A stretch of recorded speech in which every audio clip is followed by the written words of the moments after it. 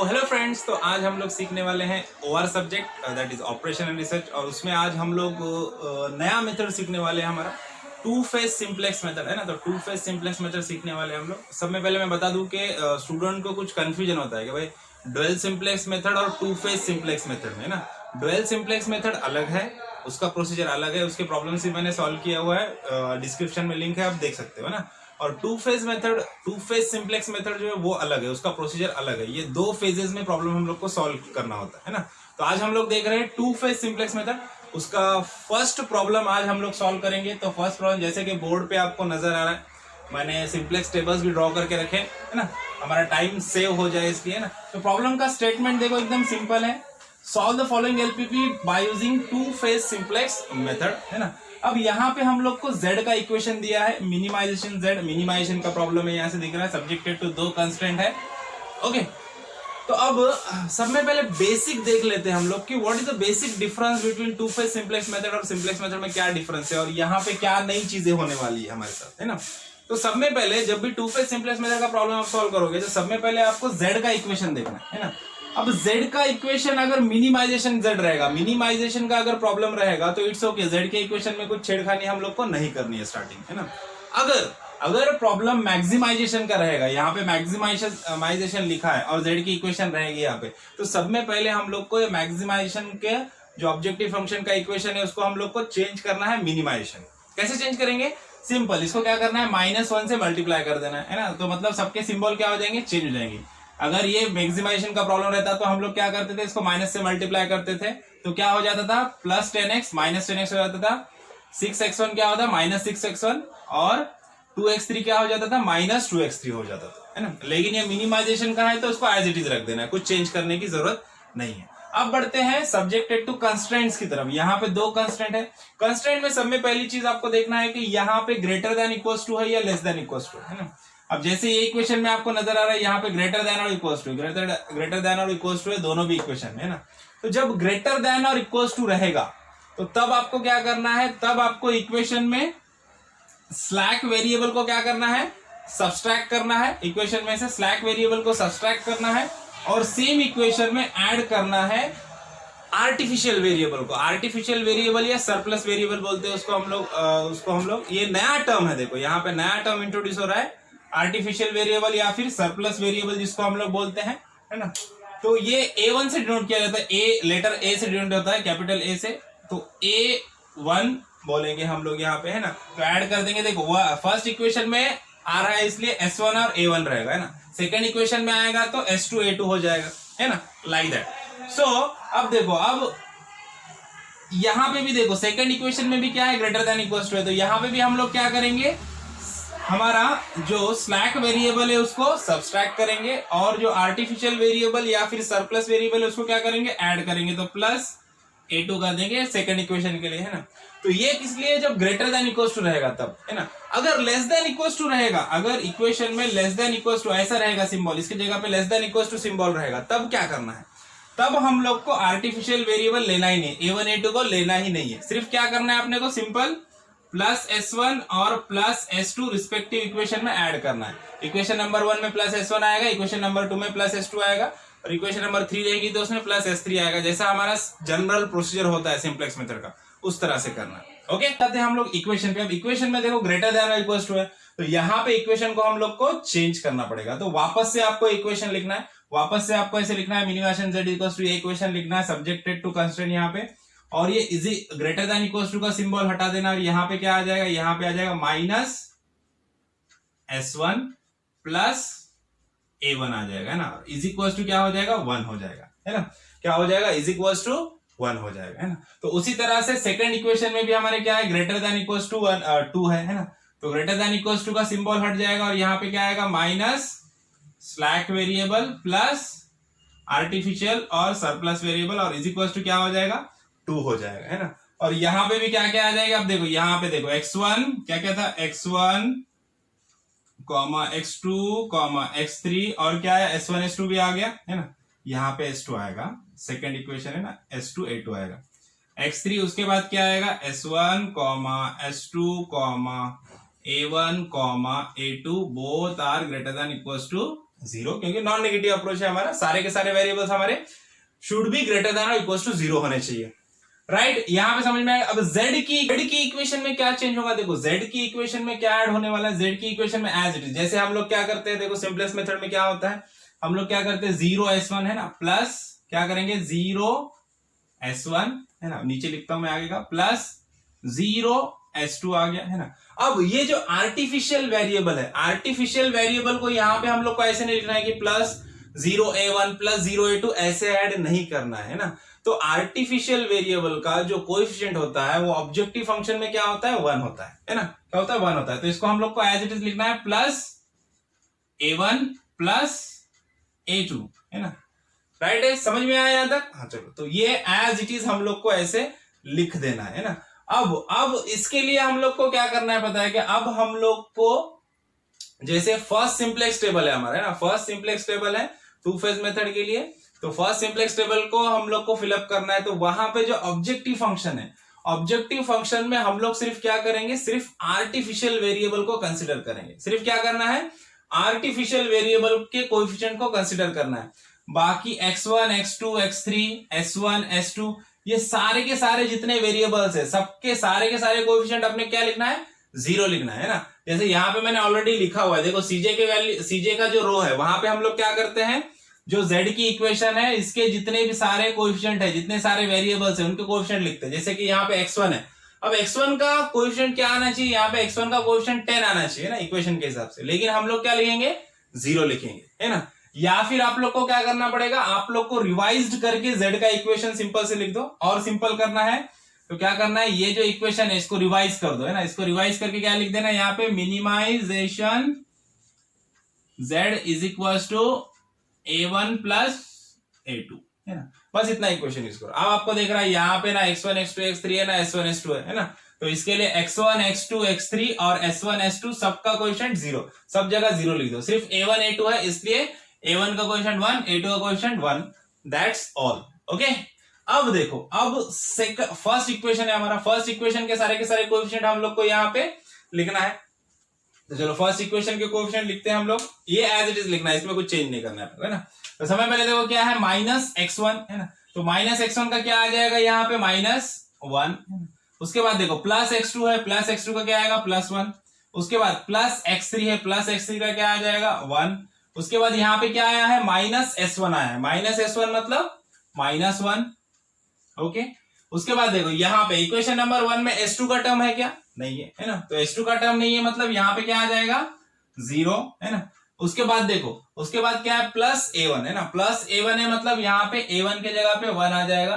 a2 का term है क्या, नहीं है, तो a2 का टर्म क्या हो जाएगा 0, राइट, a2 0 बराबर। अब सेम इक्वेशन नंबर 2 के वैल्यू यहाँ पे लिखना है, a2 के टर्म के लिए इक्वेशन नंबर 2 के वैल्यू, इक्वेशन नंबर 2 का x1 का कोएफिशिएंट क्या है 3 है ना, तो यहाँ पे आ जाएगा 3।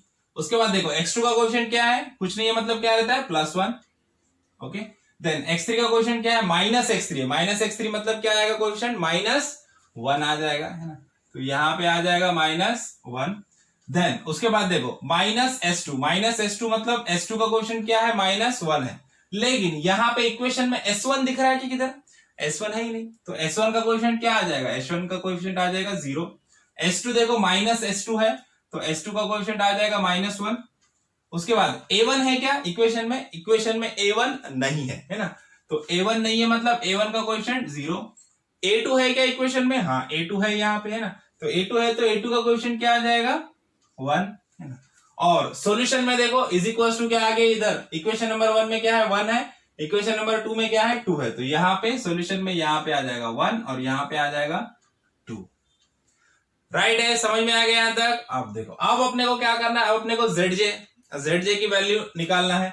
सेम प्रोसीजर जैसे सिंपलेक्स मेथड में, डुअल सिंपलेक्स मेथड में किया था, वही zj का प्रोसीजर रहेगा हमारा। zj का वैसे तो फॉर्मूला होता है, लेकिन फॉर्मूले से ज्यादा इजी आपको डायरेक्टली आप लोग करोगे तो जाएगा है ना। किस तरह से करना है आपको, देखो मैं बताता हूँ। सिंपल, कुछ नहीं करना है। zj की वैल्यू निकालने के लिए क्या करना है आपको, जो CVI कॉलम में जो आपको कोएफिशिएंट दिख रहे हैं a1 a2 के जो कोएफिशिएंट है यहाँ पे है ना, इसको हर एक एलिमेंट से मल्टीप्लाई करना है, फिर इसको मल्टीप्लाई करना है, दोनों का एडिशन करना है ना। तो सिंपल ZJ कैलकुलेशन यहाँ पे मैं लिख देता हूं, ZJ कैलकुलेशंस के लिए सब में पहले x1 के लिए कैलकुलेट करेंगे हम लोग। तो क्या करेंगे 1 इंटू माइनस वन, तो यहां पे लिख दो 1 into minus one plus 1 into three, 1 into minus one 1 into three, है ना। तो देखो इसका आंसर क्या आ जाएगा, इसका 1 इंटू माइनस वन हो जाएगा माइनस वन, 1 इंटू थ्री हो जाएगा प्लस थ्री, तो आंसर क्या आ जाएगा प्लस टू। तो यहाँ पे पहला वैल्यू आ गया हम लोग को प्लस टू। अब सेकंड वैल्यू के लिए 1 इंटू वन और 1 इंटू वन, है ना, तो x2 है। देखो 1 इंटू वन करेंगे आंसर 1 ही आएगा, प्लस 1 इंटू वन करेंगे आंसर 1 ही आएगा, तो 1 प्लस 1 क्या हो जाएगा 2, है ना। तो यहाँ पे आंसर आ जाएगा अगेन 2, है ना। अब देखो अब नेक्स्ट वैल्यू यहां से देखो 1 इंटू ये x3 के लिए देखो 1 इंटू वन, है ना, क्या हो गया 1 प्लस 1 इंटू माइनस वन क्या हो गया माइनस वन। तो देखो प्लस वन माइनस वन क्या हो जाएगा 0। यहां पे करके बताता हूं x3 के लिए, है ना। देखो 1 into one, 1 into one plus देखो 1 into minus one, 1 into minus one, तो क्या हो जाएगा ये 1 into one plus one, 1 into minus one क्या हो जाएगा माइनस वन, तो आंसर क्या आएगा 0।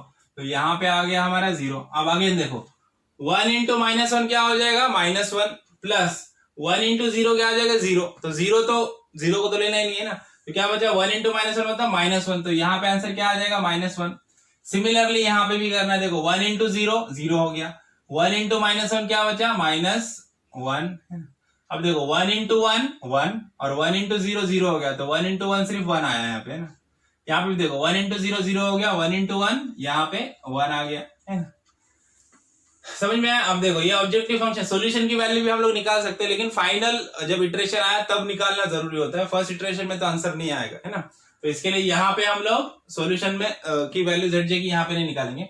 अब CJ माइनस ZJ रो को कंप्लीट करते हैं। CJ माइनस ZJ रो सीधा ये तो फॉर्मूला एज इट इज लिखा हुआ है ना। क्या करना है CJ के जो भी वैल्यू है सारे उनको ZJ से माइनस करना है, मतलब 0 माइनस 2, है ना।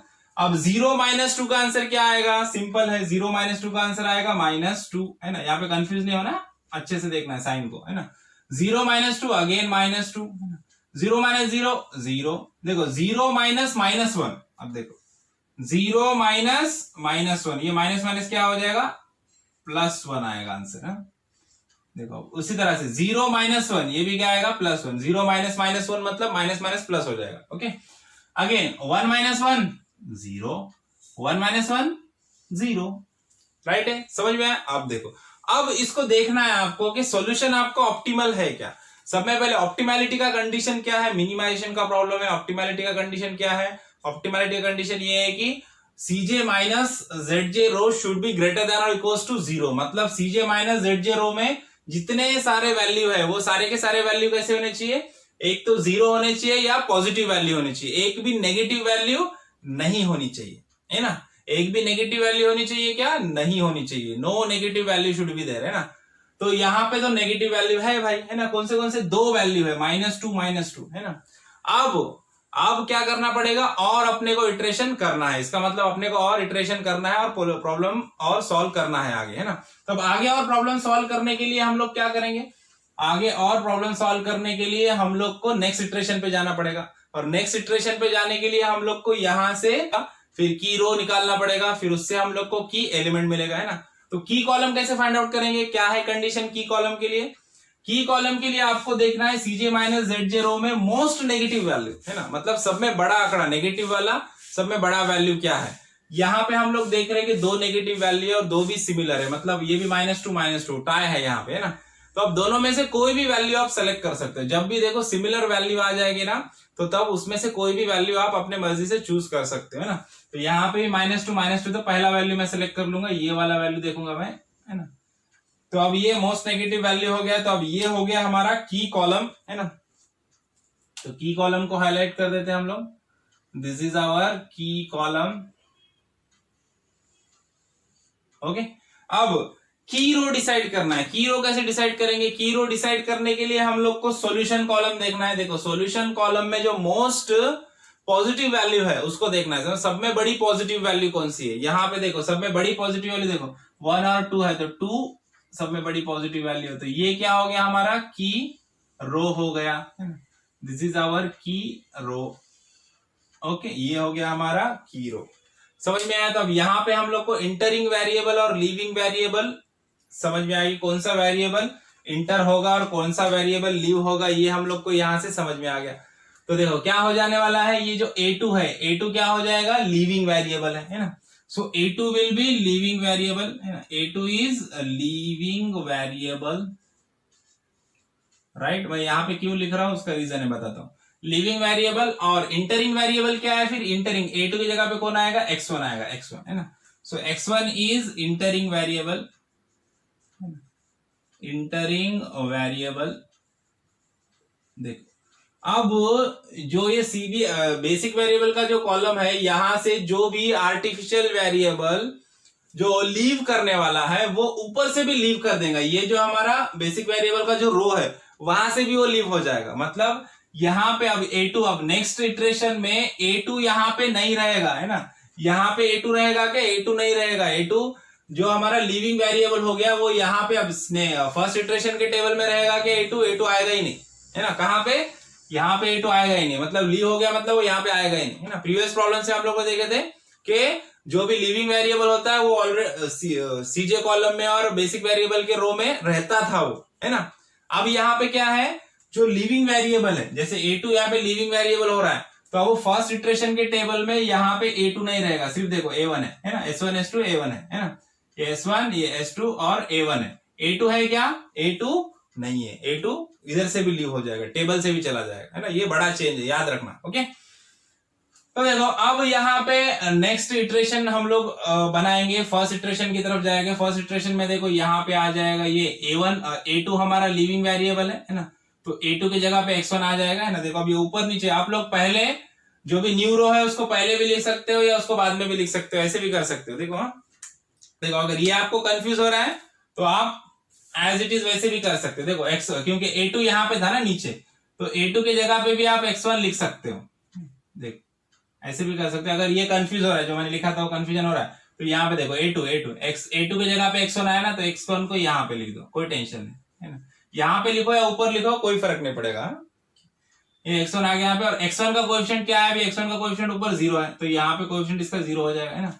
और जो A1 था, A1 एज इट इज था, तो A1 की जगह पे रहेगा, यहाँ पे उसका कोएफिशिएंट 1 एज इट इज रहेगा है ना, कोई चेंज नहीं, बराबर।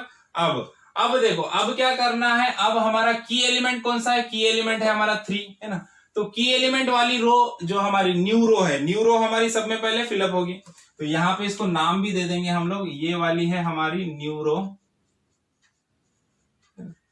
This is our new row, ये वाली न्यू रो। अभी न्यू रो को फिलअप होगी, तो न्यू रो के लिए क्या फॉर्मूला है, न्यू रो का फॉर्मूला है हमारा क्या है, सिंपल एकदम है ना, ओल्ड एलिमेंट डिवाइडेड बाय की element, old value divide by की एलिमेंट। जो भी ओल्ड वैल्यूज थे यहाँ पे, ये रो में जो भी ओल्ड वैल्यूज है, ये इनको सिर्फ की एलिमेंट से डिवाइड करना है ना। तो सब में पहली जो वैल्यू है, सब में पहली फर्स्ट जो वैल्यू है, देखो यहाँ पे अभी हम लोग कैलकुलेशन भी बता देते हैं उसका है ना।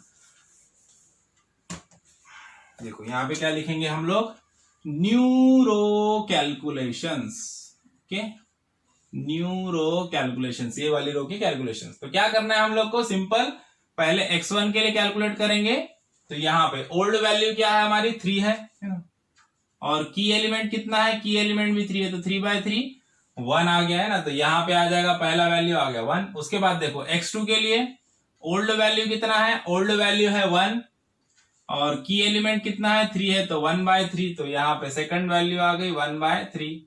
अब x3 के लिए देखो, x3 के लिए देखो ओल्ड वैल्यू कितना है -1, तो यहाँ पे आएगा -1, की एलिमेंट है 3, तो आ जाएगा -1/3। उसके बाद S1 के लिए देखो, S1 का ओल्ड वैल्यू कितना है, S1 का ओल्ड वैल्यू है ये रो में कितना है 0 है ना, तो 0 डिवाइडेड बाय 3, तो आंसर आ जाएगा 0 है ना, तो यहाँ पे लिख दो 0। उसके बाद S2 के लिए देखो, S2 का ओल्ड वैल्यू, अब S2 का कैलकुलेशन करते हैं। S2 का वैल्यू कितना है, S2 का ओल्ड वैल्यू है -1, तो अभी देखो ओल्ड वैल्यू -1 डिवाइड बाय की एलिमेंट कितना है, की एलिमेंट है 3, तो -1 डिवाइड बाय 3, आंसर क्या आ जाएगा वापस -1/3। तो यहाँ पे लिख देंगे हम लोग S2 में -1/3। देन A1 के लिए देखो, अभी A1 का वैल्यू देखो, ओल्ड वैल्यू A1 का कितना है, यहाँ पे 0 है ना, तो 0 मतलब S A1 के लिए क्या हो जाएगा 0 डिवाइडेड बाय की एलिमेंट है हमारा 3, तो 0/3 क्या आ जाएगा आंसर 0 आ जाएगा, है ना। तो यहाँ पे आ जाएगा अगेन 0। अब सॉल्यूशन के लिए करते हैं, सॉल्यूशन का ओल्ड वैल्यू कितना है 2 है ना। तो सॉल्यूशन ओल्ड वैल्यू इज 2, की एलिमेंट इज 3, तो आंसर आ गया हमारा 2/3। तो यहाँ पे सॉल्यूशन कॉलम में आप लिख दोगे 2/3। ओके, तो इस तरह से हमारा न्यू रो पूरा का पूरा अभी कंप्लीट हो चुका है फर्स्ट इटरेशन टेबल में। तो अब न्यू रो कंप्लीट हो गया, तो अभी हम लोग को क्या करना है A1 रो को कंप्लीट करना है। तो देखो अभी A1 रो को कंप्लीट करने के लिए सब में पहले हम लोग क्या करेंगे, इसको रफ कर देंगे और यहाँ पे लिख देंगे A1 रो कैलकुलेशंस हमारे चालू हो जाएंगे। यहाँ पे अभी है ना, यहाँ पे लिख देंगे हम लोग कौन सा रो है हमारा A1 रो कैलकुलेशंस। A1 रो कैलकुलेशंस के लिए अभी इस वाले रो के कैलकुलेशन के लिए क्या फॉर्मूला है हमारे पास, वही फॉर्मूला है, वही पुराना फॉर्मूला हमारा क्या है, न्यू वैल्यू है ना। New value is equal to क्या हो जाएगा ओल्ड वैल्यू माइनस करस्पॉन्डिंग की column value into corresponding new row value, है ना। तो देखो अभी मैं करके बताता हूँ। सबसे पहला x है हमारा, x1 का वैल्यू है ना। x1 के वैल्यू के लिए मैं करके बताता हूँ। x1 के वैल्यू के लिए यहाँ पे देखो A1 रो में ओल्ड वैल्यू कितना है -1 है ना। तो -1 माइनस है ना, अब ब्रैकेट में करस्पॉन्डिंग की कॉलम का वैल्यू। देखो इस रो में की कॉलम में यही वैल्यू है ना, तो अब अपने को क्या देखना रहता है, इस रो में की कॉलम में कौन सा वैल्यू है, की कॉलम में वही वैल्यू है, मतलब -1 है, तो करस्पॉन्डिंग की कॉलम वैल्यू -1 है। अब ये पूरे रो के कैलकुलेशन के लिए वो -1 का वैल्यू कांस्टेंट रहेगा, वो चेंज होगा क्या, नहीं होगा, है ना। तो करस्पॉन्डिंग की कॉलम का वैल्यू ये आ गया इनटू अब corresponding new row value. New row मतलब ये वाली रो है ना, जो मैंने लिख के रखा है ऑलरेडी, है ना। तो ये वाली न्यू रो है हमारी। अब ये न्यू रो में इस x1 में न्यू रो में कितना वैल्यू है 1 है, तो यहाँ पे आ गया 1 है ना। तो अब ये तो 0 आएगा, अपने को पता है ऑलरेडी, है ना। अब देखो ये -1, ये माइनस माइनस क्या हो गया +1 हो गया, आंसर 0 है ना। तो यहाँ पे आ जाएगा 0, फर्स्ट वैल्यू आ गया 0। अब x2 के लिए कैलकुलेट करते हैं, x2 का कैलकुलेशन करेंगे हम लोग। x2 के लिए देखो, x2 के लिए ओल्ड वैल्यू कितना है 1 है, माइनस करस्पॉन्डिंग की कॉलम का वैल्यू -1, अब ये कांस्टेंट रहेगा -1 इनटू, अब देखो न्यू रो में देखो x2 में कितना वैल्यू है 1/3, तो 1/3, तो आंसर क्या आ जाएगा, ये माइनस माइनस क्या हो गया प्लस, तो देखो 1 + 1/3 है ना।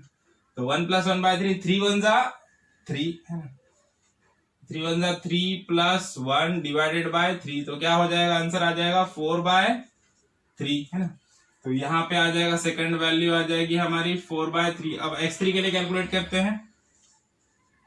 देखो x3 के लिए कैलकुलेट, x3 का ओल्ड वैल्यू कितना है 1 है, अगेन 1 माइनस करस्पॉन्डिंग की कॉलम का वैल्यू -1 इंटू न्यू रो का वैल्यू कितना है -1/3। अगेन ये माइनस माइनस अंदर का प्लस हो गया, लेकिन बाहर का माइनस एज इट इज है, मतलब 1 - 1/3 आ जाएगा। सेम क्रॉस मल्टीप्लिकेशन करो, 3 × 1 = 3 - 1 डिवाइडेड बाय 3, 3 - 1 क्या हो जाएगा 2/3, तो यहाँ पे आ जाएगा 2/3। अब S1 के लिए कैलकुलेट करना है। देखो S1 के लिए कैलकुलेट करते हैं अगेन।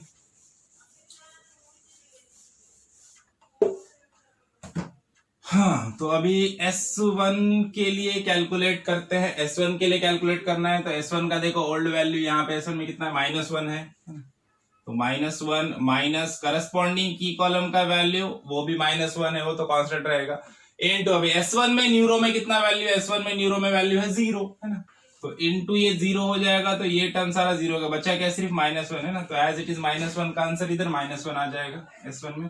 अब S2 में देखो, S2 का देखो ओल्ड वैल्यू कितना है, A1 रो में S2 में कितना वैल्यू है 0 है, तो 0 माइनस करस्पॉन्डिंग की कॉलम का वैल्यू 1 इनटू, अब देखो न्यू रो में वैल्यू कितना है S2 में -1/3 है ना, तो इनटू -1/3 है ना। अब देखो ये माइनस माइनस क्या हो गया प्लस हो गया, बाहर का माइनस एज इट इज, तो -1/3 है ना, तो आंसर आ गया -1/3। अब देखो A1 में वैल्यू कितना है, A1 में A1 रो में A1 का वैल्यू है ना कितना है 1 है ना। तो यहाँ पे देखो 1 माइनस करस्पॉन्डिंग की कॉलम का वैल्यू 1 इनटू, अभी देखो न्यू रो में A1 में वैल्यू कितना है 0 है, ये 0 मतलब ये सारा कैंसिल हो जाएगा, बचेगा क्या स्टार्टिंग का वैल्यू 1 है ना, तो ये यहाँ पे भी 1 आ जाएगा। अब सॉल्यूशन कॉलम, तो देखो अभी सॉल्यूशन कॉलम में कितना वैल्यू है, ओल्ड वैल्यू देखो सब में पहले सॉल्यूशन कॉलम में ओल्ड वैल्यू कितना है 1 है यहाँ पे A1 रो में है ना, 1 माइनस करस्पॉन्डिंग की कॉलम का वैल्यू 1 इंटू, अभी देखो न्यू रो में देखो सॉल्यूशन में वैल्यू कितना है 2/3, यहाँ पे क्या हो जाएगा 1, ये माइनस माइनस क्या हो गया प्लस 2/3, 3 1 जा 3, तो 3 plus 2 divided by 3 that is 5/3। Okay, तो यहाँ पे सॉल्यूशन कॉलम में आ गया 5/3। अब निकालना है हम लोग को ZJ। अब ZJ कैसे निकालेंगे, ZJ के लिए क्या करना है हम लोग को, ZJ कैलकुलेशन करना है। तो देखो ZJ कैलकुलेशन करते हैं अभी यहाँ पे। ZJ निकालने का वैसे फॉर्मूला है, लेकिन फॉर्मूले से थोड़ा हार्ड जाता है ना, तो उससे इजी मेथड में आपको बताऊंगा यहाँ पे क्या करना है ZJ कैलकुलेशन के लिए। जैसे हम लोग प्रीवियस प्रॉब्लम में भी हम लोगों ने किया ही है ना, तो सेम वही करना है, कुछ भी नया काम नहीं करना है हम लोग को। ओके, हाँ तो देखो ZJ एकदम इजी है। ZJ कैलकुलेशन क्या करना है, 1 इंटू 0, 0 इंटू 1, देखो 1 इंटू 0 करोगे तो 0 आएगा आंसर, प्लस 0 इंटू 1 करोगे तो भी आंसर 0 आएगा, तो 0 0 आंसर मतलब यहाँ पे क्या आ जाएगा 0 आ जाएगा। अब देखो अब x2 कॉलम के लिए 1 इंटू 4/3 प्लस 0 इंटू 1/3, देखो 1 इंटू 4/3 तो 4/3 हो जाएगा, 0 इंटू 1/3 ये तो 0 हो गया है ना, तो आंसर क्या आएगा 4/3 ही आएगा, है ना। तो अब तो आप समझ गए होंगे कि 0 से कोई भी ये रो को अपन मल्टीप्लाई कर रहे कोई भी वैल्यू को, तो आंसर तो 0 आएगा, है ना। और 1 से ये रो को अपन मल्टीप्लाई कर रहे हैं तो आंसर वही आएगा, है ना, सेम आंसर आएगा, क्योंकि 1 से कोई भी चीज को मल्टीप्लाई करते हैं तो आंसर वही आता है। तो यहां से आपको अभी क्लिक हो गया रहेगा कि ये जो वैल्यू है वही वैल्यू सारे के सारे ZJ रो में आ जाएंगे, है ना। तो चलो करते हैं 1 इंटू 2/3, 2/3 ये आ गया 2/3, है ना। अब 0 इंटू 1/3 करके फायदा ही नहीं, क्योंकि वो तो क्या होने वाला है 0 होने वाला है ना। उसके बाद देखो 1 इंटू -1, ये आ गया -1, अब 0 इंटू 0 करोगे आंसर 0 आएगा। ओके, और 1 इंटू -1/3 क्या आएगा आंसर -1/3, है ना। 1 इंटू 1 ये आ जाएगा 1, अब 1 इंटू 5/3 यहाँ पे भी आ जाएगा 5/3। चलो इस तरह से ZJ कॉलम हमारा कंप्लीट हो गया। अब CJ माइनस ZJ निकालना है। देखो CJ की वैल्यू और ZJ की वैल्यू दोनों को सब्सट्रैक्ट करना है, 0 माइनस 0 आंसर आ गया 0। अब देखो 0 माइनस 4/3, देखो 0 माइनस 4/3 तो आंसर क्या आ जाएगा -4/3, है ना। तो यहाँ पे आ जाएगा -4/3। अब ऐसे 0 माइनस 2/3 तो आंसर क्या आ जाएगा -2/3। अब देखो 0 माइनस -1 तो क्या आएगा +1, 0 माइनस -1/3 तो माइनस माइनस क्या हो जाएगा प्लस हो जाएगा, तो ये आएगा अगेन +1/3। 1 माइनस 1 0, है ना। अब देखो अब अपने को देखना है कि मिनिमाइजेशन का प्रॉब्लम था हमारा, और यहाँ पे टू फेज मेथड हम लोग यूज कर रहे हैं। तो ऑप्टिमैलिटी का कंडीशन क्या है, ऑप्टिमैलिटी का कंडीशन ये है कि भाई CJ minus ZJ row should be greater than और इक्वल टू 0। ग्रेटर देन और इक्वल टू 0 मतलब CJ माइनस ZJ रो में जितने भी सारे वैल्यू है वो एक तो पॉजिटिव होने चाहिए या फिर 0 होने चाहिए। लेकिन यहाँ पे हम लोग देख रहे हैं तो यहाँ पे दो नेगेटिव वैल्यू है, मतलब ऑप्टिमल हुआ क्या सोल्यूशन हमारा नहीं हुआ है ना। तो मतलब अपने को और इटरेशन आगे करना है, तो उसके लिए हम लोग को सब में पहले की कॉलम फाइंड आउट करना पड़ेगा। तो की कॉलम का क्या कंडीशन है, की कॉलम हमको मिलता है CJ माइनस ZJ रो से। तो CJ माइनस ZJ रो में जो भी मोस्ट नेगेटिव वैल्यू रहेगी, तो सब में बड़ा नेगेटिव वैल्यू रहेगा, वो रहेगा हमारा की कॉलम, है ना। अब देखो यहाँ पे 2/3 का आंसर पॉइंट में आएगा, 4/3 का आंसर 1 पॉइंट समथिंग आएगा, मतलब 4/3 ये वैल्यू बड़ी है ना। तो इसके लिए यहाँ पे की कॉलम क्या हो गया हमारा, की कॉलम रहेगा हमारा 4/3, ये वाला रहेगा की कॉलम, है ना। तो इसको हाईलाइट कर देते हैं हम लोग रेड मार्कर से, ये है हमारा की कॉलम, ये हमारा की कॉलम हो गया, है ना। अब की रो फाइंड आउट करना है। की रो कैसे फाइंड आउट करेंगे, की रो फाइंड आउट करने के लिए हम लोग सॉल्यूशन के वैल्यू देखेंगे। अब यहाँ पे दो वैल्यू है हमारे पास, है ना। अब ये दोनों में जो मोस्ट पॉजिटिव वैल्यू है, तो सब में बड़ी पॉजिटिव वैल्यू है, वो हम लोग को देखना है ना। दोनों के दोनों पॉजिटिव है, सब में बड़ी पॉजिटिव वैल्यू कौन सी आ गई 2/3 पॉइंट में आएगा, 5/3 1 पॉइंट समथिंग आंसर आएगा, मतलब 5/3 ये बड़ा वैल्यू है ना। तो इसका मतलब 5/3 का जो कॉलम है ये वाला रो है, ये रहेगा हमारा की रो, है ना। तो दिस विल बी आवर की रो, ये की रो हो गया, ये की कॉलम हो गया, और दोनों जहां पे इंटरसेक्ट हो रहे ये हो जाता है हमारा की एलिमेंट, है ना। तो इस तरह से हम लोग को की रो, की कॉलम और की एलिमेंट मिल गया है ना। तो अब देखो यहां से हम लोग को और एक चीज मिल गई कि इंटरिंग वेरिएबल, लीविंग वेरिएबल भी मिल गया, है ना। तो देखो इंटरिंग वेरिएबल कौन सा है, अब x2 इंटर होगा, है ना। तो x2 is a entering variable. देखो यहां पे मैं लिख देता हूं इंटरिंग वेरिएबल, इंटरिंग वेरिएबल है हमारा x2 और लीविंग वेरिएबल कौन सा है, लीविंग वेरिएबल कौन सा लीव कर रहा है, a1 है ना। तो लीविंग वेरिएबल a1 है ना। जैसे कि मैंने आपको अभी लास्ट में बताया कि a1 जो लीविंग वेरिएबल होता है वो एक्चुअल में लीव कर जाता है यहाँ पे टू फेज मेथड में, मतलब इट मींस है ना। तो मतलब लीविंग वेरिएबल है मतलब ये लीव हो जाएगा, मतलब यहां से भी लीव हो जाएगा। अब यहाँ पे जैसे यहाँ पे a2 था, अब यहाँ a2 लीव कर गया तो यहाँ पे a2 नहीं है। उसी तरह से अब ये a1 है यहाँ पे ना, तो a1 लीविंग वेरिएबल है, तो अगले वाले इटरेशन में a1 आपको नजर नहीं आएगा ये बेसिक वेरिएबल के रो में, है ना। और उसका कोएफिशिएंट भी नहीं आएगा ऊपर सीजे के रो में, है ना। तो इस तरह से लीविंग वेरिएबल लीव कर जाएगा। चलो अभी नेक्स्ट इटरेशन पे जाते हैं हम। चलो अभी सेकंड इटरेशन पे जाते हैं। सेकंड इटरेशन में देखो, सेकंड इटरेशन में सब में पहले क्या होगा, यहां से a1 यहां से रिमूव हो जाएगा। जो बेसिक वेरिएबल की रो है यहाँ पे x1 x2 x3 आएगा, s1 s2 आएगा, a1 a2 नहीं आएंगे ना, वो रिमूव हो गया। और ये सारे इनके कोएफिशिएंट हम लोग को ऊपर लिख देना है। x1 का कोएफिशिएंट 0 है, x2 का भी 0 है, x3 का भी 0 है, s1 का भी 0 है, s2 का भी 0 है, सारे के सारे कोएफिशिएंट 0 है। अब यहाँ पे जो वेरिएबल्स आ गए, देखो a1 की जगह पे क्या आ गया, x2 आ गया, तो यहाँ पे आपको x2 लिख देना है ना। तो यहाँ पे आपको a1 की जगह पे क्या आ गया है, x2 आ गया है, और x2 का कोएफिशिएंट क्या है, 0 है, तो यहाँ पे 0 आ जाएगा। और ऑलरेडी यहाँ पे x1 है, तो x1 यहाँ पे है, उसका कोएफिशिएंट 0 एज इट इज लिख देना है आपको, है ना। अब आपको यहाँ पे रोज को फिलअप करना है। सब में पहले जो न्यू रो है, न्यू रो को हम लोग को फिलअप करना है। न्यू रो कौन सी वाली रहेगी, जो की एलिमेंट का रो है ना। अब देखो यहाँ पे हम लोग को नजर आ रहा है की एलिमेंट कौन सा है, की एलिमेंट यहाँ पे मतलब ये वाला रो है ना, तो यहाँ पे ये वाला रो है ना। अब यहाँ से इसको हटा दो, न्यू रो कौन सा हो जाएगा, x2 row, x2 row will be new row, है ना। तो यहाँ पे लिख दो, ये है हमारा अभी यहाँ पे ये वाला रो है हमारा, x2 का रो न्यू रो रहेगा, है ना। तो सब में पहले न्यू रो के वैल्यू हम लोग फिलअप करते हैं, न्यू रो का कैलकुलेशन करते हैं। एकदम इजी कैलकुलेशन है, हम लोग को पता है क्या करना है। क्या है फॉर्मूला न्यू रो के लिए, ओल्ड वैल्यू डिवाइडेड बाय की एलिमेंट, है ना। तो ये जो भी सारे ओल्ड वैल्यू है इनको की एलिमेंट से डिवाइड करना है। की एलिमेंट है हमारा 4/3 और ये सारे रो के वैल्यू को 4/3 से डिवाइड करना है। तो सब में पहला वैल्यू देखते हैं हम लोग x1 के लिए, है कि नहीं। यहाँ पे x1 के लिए सब में पहला वैल्यू देखते हैं हम लोग। तो x1 के लिए देखेंगे हम लोग यहाँ पे, तो 0 डिवाइड बाय 4/3, 0/4/3 क्या आएगा आंसर, 0 आ जाएगा। देखो 4/3 डिवाइड बाय 4/3 आंसर आ जाएगा 1। अब देखो 2/3 डिवाइडेड बाय 4/3, है ना। तो इसके लिए हम लोग करेंगे x3 के लिए कैलकुलेशन करेंगे। देखो x3 के लिए कैलकुलेट कर रहे हैं हम लोग, तो क्या आ जाएगा 2/3 डिवाइडेड बाय 4/3, 3 गेट कैंसिल, तो आंसर क्या बचा 2/4। 2/4 मतलब क्या आ गया 1/2, है ना।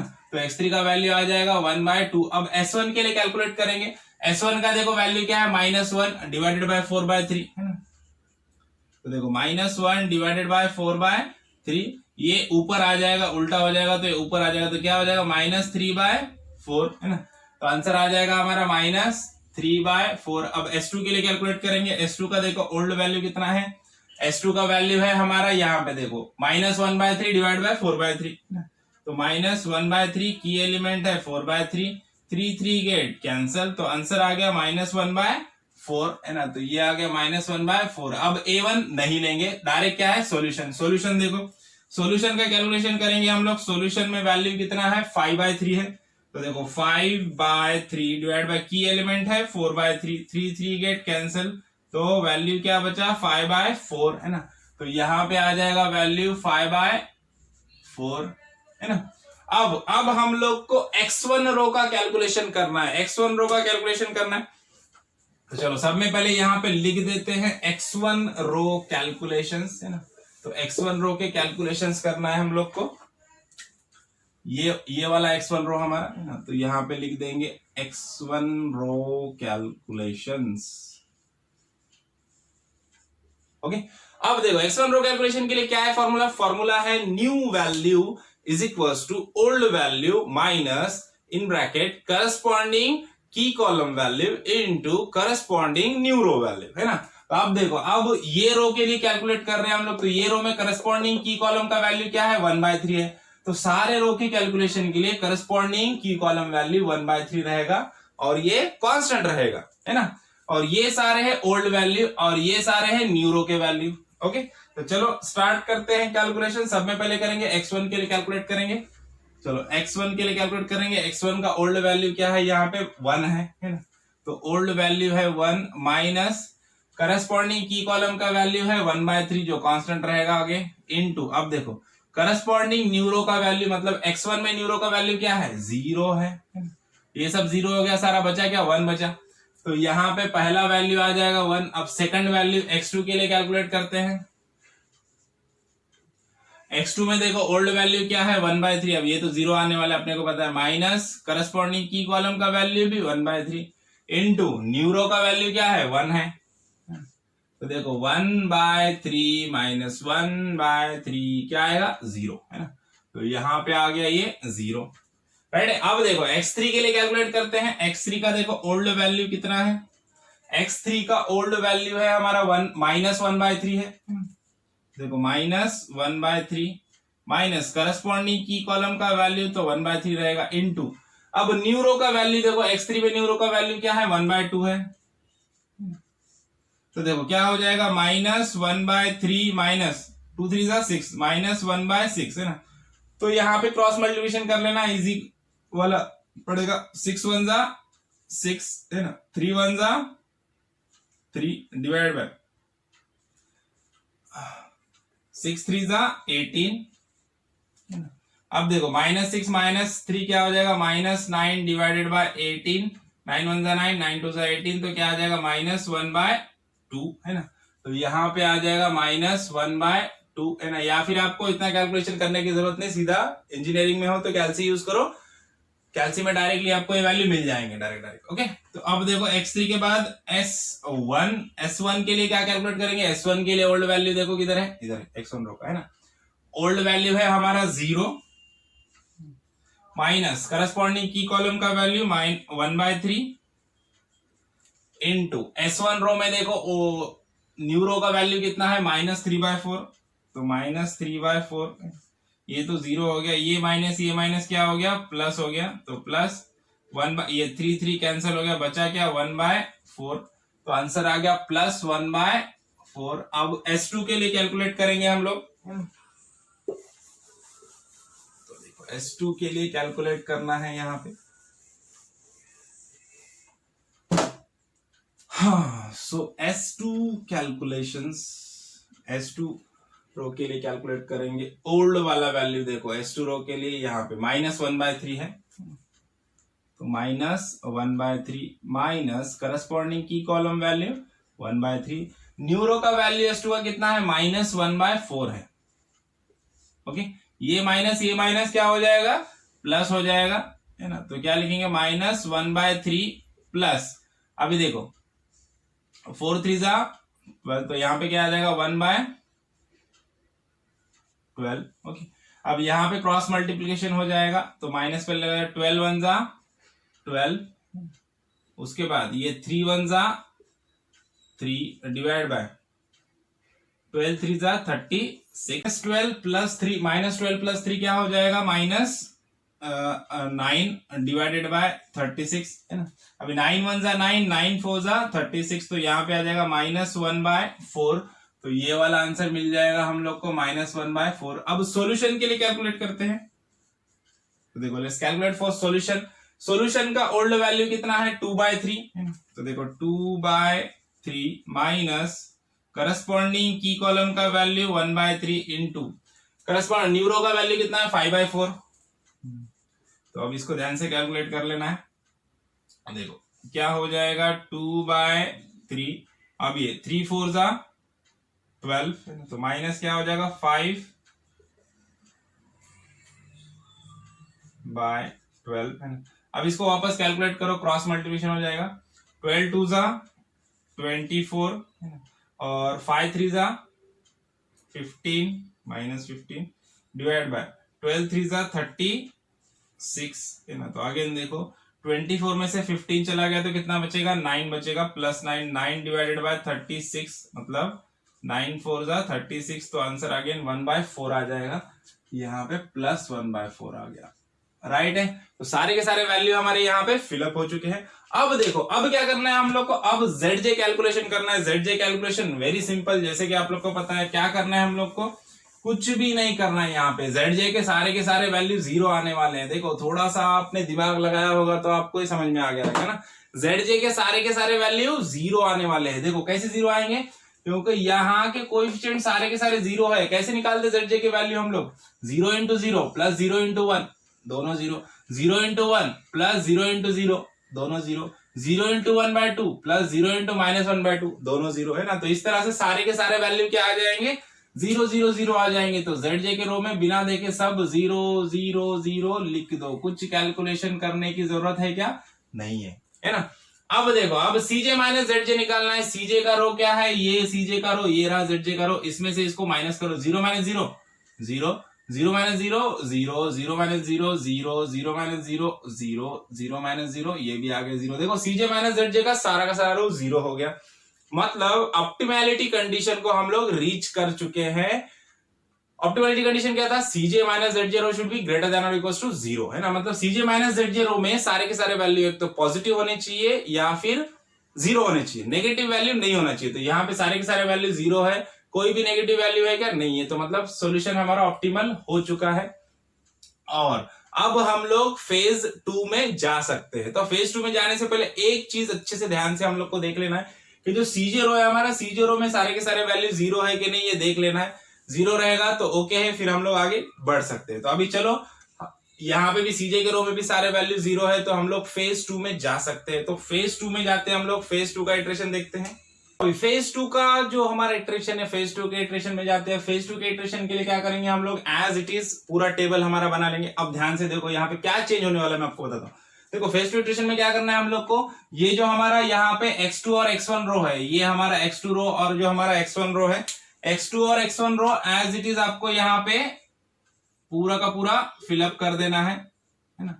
अब देखो, x2 और x1 रो की ये जो वैल्यू है, ये इतने जो वैल्यू है सॉल्यूशन तक की, ये पूरे वैल्यू आपको एज इट इज फिलअप कर देना है। देखो यहाँ पे क्या है, वैल्यू में लिख दे 0 1 1/2 -3/4 -1/4 और सॉल्यूशन है मेरा 5/4 है ना। और नीचे देखो सॉल्यूशन है 1/4 -1/4 अगेन 1/4 -1/2 है ना। इधर 0 है और यहाँ पे है 1।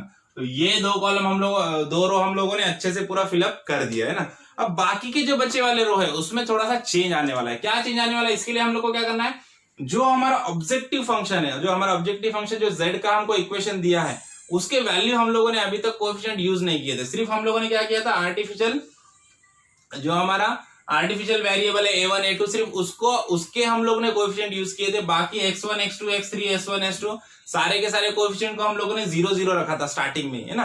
तो अब उस कोएफिशिएंट को यूज करने की बारी आएगी, फेज 2 में यूज करना है उसको हम लोग को। देखो, तो समय पहले z का इक्वेशन मैं यहाँ पे लिख देता हूं ताकि हम लोग को कोएफिशिएंट आसानी से मिल जाए। क्या है equation? 10x1 plus 6x2 plus 2x3 है ना।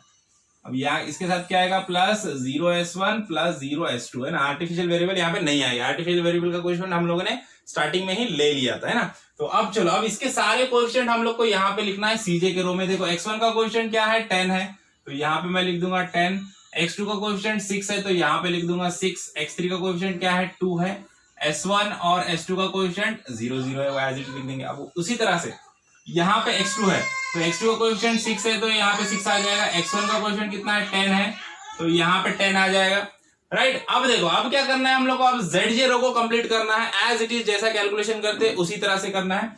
लेकिन अब यहाँ पे x2 x1 में 0 0 वैल्यू है क्या? नहीं है। यहाँ पे 6 और 10 वैल्यू है, तो ZJ का कैलकुलेशन कुछ ना कुछ हमको मिलेगा, है ना। तो चलो स्टार्ट करते हैं, ZJ रो का कैलकुलेशन करते हैं हम लोग यहाँ पे। तो सबसे पहले ऊपर लिख देंगे हम लोग ZJ कैलकुलेशंस, है ना। तो क्या करना है हम लोग को, सबसे पहले x1 के लिए कैलकुलेट करते हैं यहाँ पे, है ना। क्या करेंगे, 6 इंटू 0 प्लस 10 इंटू 1 है ना। 10 इंटू 1 तो आंसर क्या आ जाएगा, 10। तो यहाँ पे आ गया 10। अब देखो, 6 इंटू 1 10 इंटू 0। x2 के लिए क्या हो जाएगा, 6 इंटू 1 प्लस 10 इंटू 0, तो आंसर क्या आ जाएगा, 6। तो यहाँ पे लिख देते हैं 6। अभी 6 इंटू 1/2 और 10 इंटू -1/2। देखो, x3 के लिए क्या करेंगे, 6 इंटू 1/2 प्लस 10 इंटू -1/2। तो देखो, 6 इंटू 1/2 मतलब क्या आ जाएगा, 3, और ये प्लस माइनस क्या हो जाएगा, माइनस। 10/2 मतलब क्या आ जाएगा, 5। देखो, तो 3 - 5 क्या आ जाएगा, -2, है ना। तो यहाँ पे आंसर आ जाएगा -2। अब देखो वापस S1 के लिए कैलकुलेट करेंगे 6 into minus 3/4, 6 into minus 3/4 plus 10 into 1/4। Okay, तो अब देखो, अब यहाँ पे क्या कैलकुलेट, 6 3 जा 18 हो जाएगा, है ना। तो 6 3 जा क्या हो जाएगा 18, तो यहाँ पे 18 माइनस 18 डिवाइडेड बाय 4 प्लस 10/4। अब ये 4 4 कॉमन है तो क्या हो जाएगा माइनस, थोड़ा नीचे लिख देता हूं, तो क्या आ जाएगा माइनस 18 प्लस 10 और बेस कॉमन है, माइनस 18 प्लस 10 मतलब क्या आ जाएगा माइनस 8/4, दैट इज 4 1 जा 4, 4 2 जा 8, तो क्या आएगा आंसर फाइनल -2 आएगा यहाँ पे भी, तो यहाँ भी -2 आ गया। अब S2 के लिए कैलकुलेट करते हैं हम लोग, तो देखो X2 के लिए कैलकुलेट करेंगे, देन सॉल्यूशन भी निकालना है हम लोग को। हाँ, तो S2 के लिए कैलकुलेट करते हैं, S2 के लिए कैलकुलेट करेंगे, क्या है 6 इंटू -1/4 और 10 इंटू -1/4, है ना। तो देखो 6 इंटू -1/4 प्लस 10 इंटू -1/4, है ना। अभी देखो -6/4 और ये माइनस माइनस, ये भी यहाँ पे माइनस हो गया, -10/4, तो देखो क्या हो जाएगा, बेस कॉमन है, तो क्या होगा -6 -10, तो क्या हो जाएगा -16 डिवाइड बाय 4, तो क्या होता है 4 4 जा 16 होता है, तो आंसर आ गया -4, तो यहाँ पे आंसर आ गया -4। अब सॉल्यूशन के लिए करते हैं सेम वे, देखो सॉल्यूशन के लिए क्या करना है, 6 इंटू 5/4 और 10 इंटू 1/4, तो देखो 6 इंटू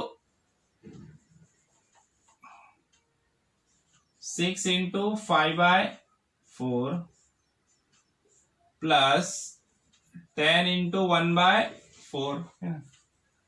तो देखो अभी इसको कैलकुलेट कर लेते हैं प्रॉपर वे में,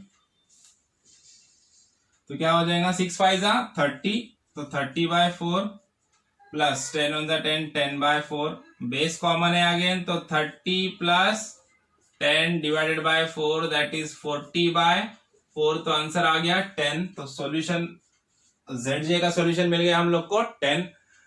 अब देखो, अब CJ माइनस ZJ निकालना है, CJ माइनस ZJ कैसे निकालेंगे, 10 - 10 0, 6 - 6 0, 2 - -2, है ना। देखो 2 - -2, तो क्या हो जाएगा माइनस माइनस प्लस हो जाएगा, तो 2 + 2 क्या हो जाएगा 4, तो यहाँ पे आ जाएगा 4, 0 - -2 क्या आएगा +2, 0 - -4 क्या आ जाएगा +4। ओके, तो देखो CJ माइनस ZJ रो भी हमारा पूरा का पूरा पॉजिटिव या 0 वैल्यू है, कोई नेगेटिव वैल्यू है क्या, नहीं है, ग्रेटर देन इक्वल्स टू 0 है। CJ माइनस ZJ रो पूरा का पूरा ग्रेटर देन इक्वल्स टू 0 है, मतलब ऑप्टिमैलिटी कंडीशन हम लोग रीच कर रहे हैं यहाँ पे भी, है ना। तो यहाँ पे प्रॉब्लम हमारा क्या हो गया, खत्म हो गया। अब प्रॉब्लम हमारा सही है या नहीं है, जो कैलकुलेशन हम लोगों ने इतने मेहनत से किए वो बराबर है या नहीं है, ये क्रॉस चेक भी तो करना है। तो इसके लिए क्या करना है हम लोग को, इसके लिए हम लोग को Z की इक्वेशन की यूज करना है ना। Z का इक्वेशन क्या है, minimization Z is equal to क्या था हमारे पास, यहां से इक्वेशन बन जाएगा क्या है 10x1 + 6x2 + 2x3, है ना। ये हमारा फाइनल इक्वेशन था। अब देखो x2 के सॉल्यूशन कॉलम में क्या है 5/4, मतलब x2 का वैल्यू हम लोग को फाइनल वैल्यू क्या मिला 5/4। उसी तरह से x1 का फाइनल वैल्यू क्या मिला 1/4, और x3 का वैल्यू है क्या, यहाँ पे x3 है ही नहीं, है ना, तो x3 क्या है 0 लेना है ना। तो अब ये वैल्यू हम लोग को ये Z के इक्वेशन में पुट करना है, तो Z का आंसर कितना आना चाहिए, Z का आंसर आना चाहिए 10, है ना। तो हमारा कैलकुलेशन बराबर है, समझ लेना। तो चलो Z के इक्वेशन में पुट करेंगे 10 इंटू x1 कितना है 5/1/4 है, 1/4 देखो प्लस 6 इंटू ये कितना है 5/4 x2 5/4, उसके बाद देखो प्लस 2x3, है ना, तो 2 इंटू 0, x3 का वैल्यू 0 है, ये तो सारा 0 कैलकुलेशन हो जाएगा, तो बचेगा क्या, देखो 10/4, ये 10 इंटू 1/4 मतलब 10/4 प्लस 6 5 जा 30, तो 30 डिवाइड बाय 4, देखो बेस कॉमन है, 10 + 30 क्या हो जाएगा 40 डिवाइडेड बाय 4, है ना। तो 40 डिवाइड बाय 4 मतलब आंसर क्या आ जाएगा 10 आ गया, है ना। तो आंसर यहाँ पे भी 10 आ गया और यहाँ पे भी आंसर 10 है, मतलब हमारा कैलकुलेशन एग्जैक्ट है ना, हमारा प्रॉब्लम बराबर है ना। तो समझ में आया प्रॉब्लम समझ में आया तो वीडियो को लाइक कीजिए, चैनल को सब्सक्राइब कीजिए और ज्यादा से ज्यादा अपने स्टूडेंट के साथ, अपने फ्रेंड्स के साथ शेयर कीजिए। ओके, तो मिलते हैं नेक्स्ट वीडियो में, तब तक के लिए थैंक यू, बाय बाय।